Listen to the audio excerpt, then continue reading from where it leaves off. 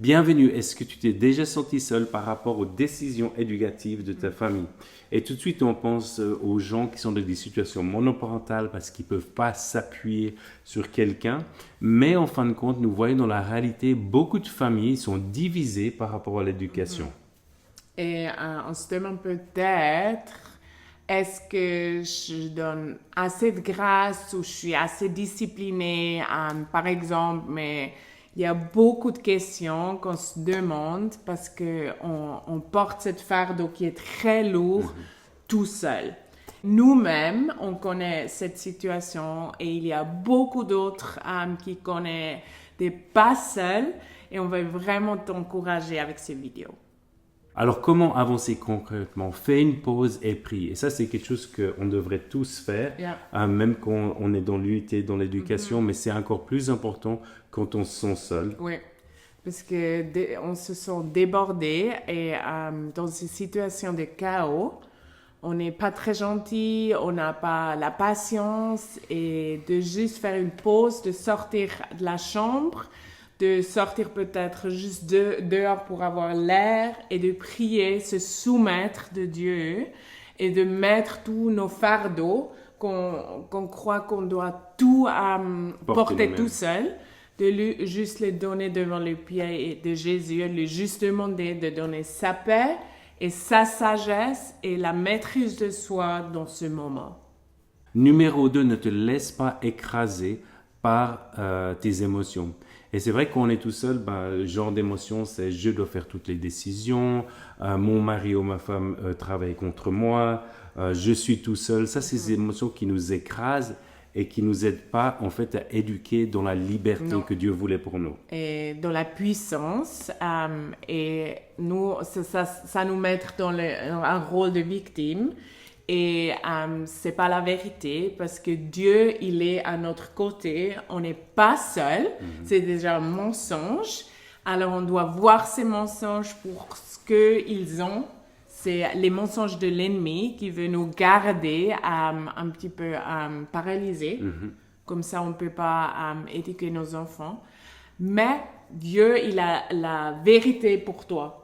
Et alors, tu dois te remplir avec sa vérité et savoir que tu n'es jamais seul parce que lui, il est à tes côtés et il est meilleur que toutes les époux ou les maris, vraiment, parce vrai. que lui, il a toutes réponses. les réponses. Numéro 3, ne cherche pas à être deux. Et quand on dit ne cherche pas à être deux, ça veut dire reste dans ton rôle.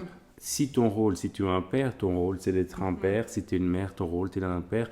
Et le danger des fois, spécialement si on est dans des situations monoparentales où on a l'impression que l'éducation est tout sur nous, c'est de la tendance de vouloir faire les deux rôles. Oui, et c'est pas nécessaire parce que Dieu, il va combler nos enfants de lui-même, qu'ils vont avoir une relation très forte avec Dieu le Père et le Saint-Esprit qui représente. oui, beaucoup de fois la mère aussi.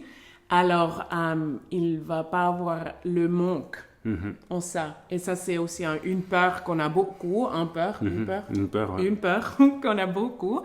Mais Dieu, il est là, il est notre partenaire, il nous laisse pas seuls, mais il a aussi son corps de Christ pour nous soutenir où on a besoin. Peut-être une autre famille, quelqu'un qui nous aide à la maison, ou un grand-père dans l'église. Un mentor. Oui, exactement. Il y a toutes les possibilités, rien n'est impossible. Numéro 4, soumets tes décisions à Dieu, aux gens qui sont autour de toi, si tu n'as pas la possibilité de le soumettre à ton conjoint. C'est très important, ne reste pas isolé, mais partage. Oui, et encore une fois, le corps de Christ, il est là pour t'aider. Mais aussi, si tu n'es pas sûr pour l'éducation, tu peux aussi lire un bouquin, tu peux faire une école de parentalité. Il y a plein Des possibilités. possibilités, le faire de apprendre encore plus.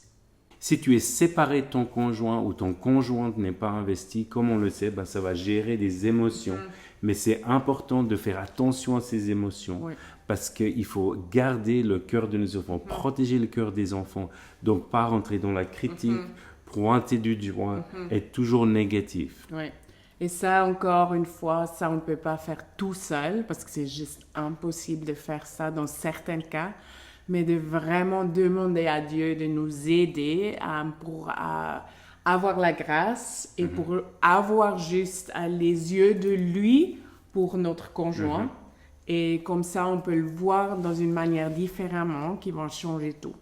Alors c'est vrai qu'on entend ça, on peut être découragé, surtout quand on entend quelqu'un qui vivant la parentalité en unité, mais ça c'est pas quelque chose qui est né du premier jour. Non, pas du tout. Et vous voyez juste ce petit vidéo, mais vous voyez pas derrière les caméras. On se bat vraiment pour l'unité et ça vient pas naturellement parce qu'on était éduqués très différents. Moi, je connais le dilemme très bien parce que moi, j'étais élevée ou grandie dans une famille où ma mère, elle avait tout le fardeau de la responsabilité de nous éduquer. C'est même mon père qui l'a dit à elle que c'est sa responsabilité. Et si ça va bien avec nous, ça va, mais si pas, c'est la faute à elle. Alors, moi, je connais ça très bien parce qu'ils n'étaient pas en unité du tout aussi, même s'il a dit que ce n'est pas son truc de nous éduquer, il était toujours dans l'autre direction qu'elle. Et aussi, elle était la seule chrétienne de notre famille. Mon père, il n'est pas chrétien. Alors comment était cette différence entre ton père et ta mère dans l'éducation? Opposé, vraiment extrêmement opposé. Et ma mère, elle était plutôt stricte, et mon père, pas du tout. Ma mère a appris à faire la guerre spirituelle parce que naturellement, dans notre maison, c'était vraiment la lumière et les ténèbres présents tous les jours. Alors, elle s'est mise pas sur le canapé en disant « Oh, je suis pas tout seul, je peux rien faire, c'est beaucoup trop lourd ».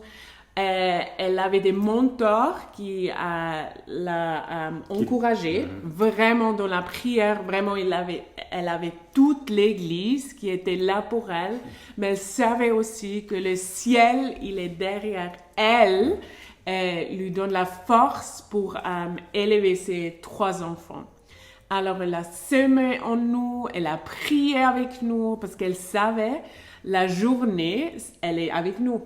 Et elle veut vraiment nous intentionnellement investir en nous. Et ça qu'elle a fait depuis des années et des années. Et nous, on est vraiment les produits de nous, les 3 enfants, de la prière de notre mère et de le temps qu'elle a investi, la difficulté qu'elle n'a pas pris comme un fardeau, mais comme quelque chose qu'elle peut aller plus haut, qu'elle nous peut amener encore plus loin. Et ça fait une génération qui est venue après, qui croit fort en Dieu. On est vraiment en feu. 3 enfants. Ouais. 3 enfants en feu pour Dieu. Les maris en feu aussi chrétiens et les enfants aussi. Regarde juste ce témoignage qui est extraordinaire, mais qui peut être la même chose pour toi. Alors, si tu regardes ça et tu te sens seul ou tu es vraiment seul, n'importe quoi, que sache que rien est impossible pour Dieu. Mais lui, il t'attend vraiment de te mettre dans le rôle qu'il t'a donné. Et il te dit que tu n'es pas seul, il va te donner tout ce que tu as besoin. Et moi, je vais vraiment t'encourager parce que j'ai vu ma mère. Je suis grandie dans une maison comme ça qui n'était pas du tout facile, mais elle m'a donné un cadeau précieux pour les générations. Et ça, je dis beaucoup à elle. C'est pas juste nous, mais c'est les petits-enfants et c'est la joie juste incroyable et le potentiel qu'on oublie beaucoup, qu'on est tout victime ou on se sent débordé. Alors, laisse-toi être encouragé par ça, parce que moi, je sais c'est un encouragement énorme. Et prends ça pour ta famille. Et depuis aujourd'hui, tu dis que tu veux marcher avec Dieu et ta famille et toi, ils vont servir Dieu. Et c'est un témoignage que je connais, c'est un témoignage qui est puissant. Et ces fruits, comme elle dit Shamira, ils descendent de génération en génération, mais ils sont aussi venus sur moi. Ils sont venus dans notre couple. parce qu'elle a vu cette histoire qui était peut-être dans le mauvais sens, elle a aussi appris beaucoup de choses qu'on a pu utiliser pour vraiment aller dans une direction d'un couple dans l'unité. Et puis ça, c'est vraiment quelque chose qu'on parle souvent. On a dû mourir à certaines choses, chacun de notre côté, de notre propre éducation, de notre propre pensée, pour venir ensemble dans l'unité. Et c'est vrai que chez nous, c'est aussi un peu la même chose. Moi, plutôt laisser faire, on va dire, et Shamira plutôt strict. Mais on a réussi, avec les années, on se bat toujours pour ça, de revenir ensemble pour se rendre compte qu'en fait, on a une mission. C'est pas de se battre et aller contre, à l'opposé de l'un de l'autre, mais en fait, pouvoir éduquer dans le royaume nos enfants. Ouais, et ça, se battre pour l'unité. Et ça, c'est incroyable de juste voir dans une génération que c'est changé déjà complètement. Et ça vaut la peine vraiment se rester dessus et de pas lâcher prise parce que c'est difficile, mais on n'est pas appelé pour une vie facile. Alors, juste restez dessus et soyez encouragés. Et puis, on se voit la semaine prochaine. Et on prie vraiment pour vous maintenant, qu'il y ait quelque chose qui puisse descendre dans vos cœurs. Et puis, il y a comme un peu une guérison. Cette vidéo, une graine vraiment d'encouragement aussi et d'espoir. S'implante. Alors, à bientôt. Bye bye.